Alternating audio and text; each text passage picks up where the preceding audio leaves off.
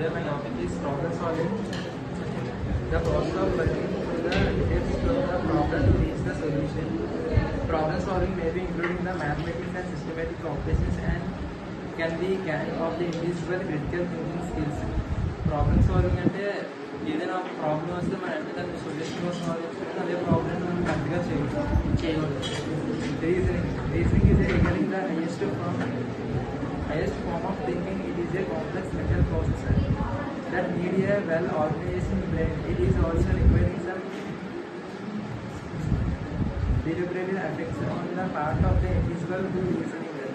Reasoning is a step. Thinking is a purpose and goal is a mindset.